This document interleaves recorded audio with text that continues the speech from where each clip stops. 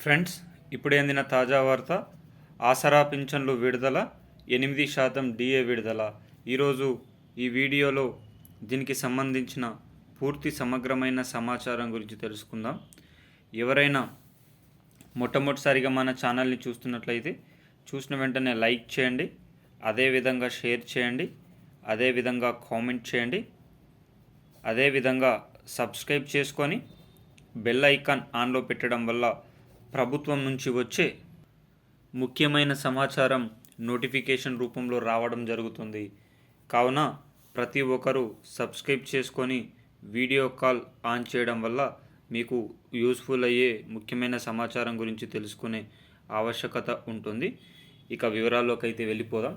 తెలంగాణ రాష్ట్ర వ్యాప్తంగా ఉన్నటువంటి జనవరి నెల ఆసరా పింఛన్ల కోసం 2,000 కోట్ల బడ్జెట్ విడుదలైనట్లు సమాచారం అయితే వచ్చింది. అయితే దీనికోసం ప్రభుత్వం జిల్లాలకు అనుగుణంగా, జిల్లాల పరిస్థితులకు అనుగుణంగా దీని పంపిణీ కార్యక్రమం చేయాలని ప్రభుత్వం ఆలోచన చేస్తున్నట్లు సమాచారం.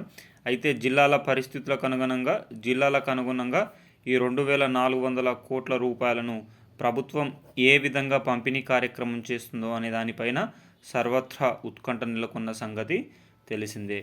దీనిపైన ప్రభుత్వం పలు కీలక నిర్ణయాలను తీసుకున్నట్లు సమాచారం అయితే వచ్చింది. ఇది యావత్ తెలంగాణ రాష్ట్ర వ్యాప్తంగా ఉన్నటువంటి తెలంగాణ ఆసరా పింఛన్ వాహులకు శుభవార్తగా అని చెప్పుకోవచ్చు. రాష్ట్రంలో ఉన్నటువంటి 42 లక్షల మంది పైచిలుకుకు కూడా ఆసరా పింఛన్ల జమ అనేది కాబోతున్నట్లు సమాచారం. దీనిపైన ప్రభుత్వం స్పందించాల్సిన ఆవశ్యకత ఎక్కువ మోతాదులోనే ఉంది. ఆసరా పింఛన్ల పెంపు ప్రక్రియ ఫిబ్రవరి నుంచి ప్రారంభం అయిపోతున్నట్లు సమాచారం అయితే వచ్చింది. మీకు ఎన్ని నెలల పింఛన్లు పెండింగ్లో ఉన్నాయో కామెంట్ రూపంలో తెలియజేయండి.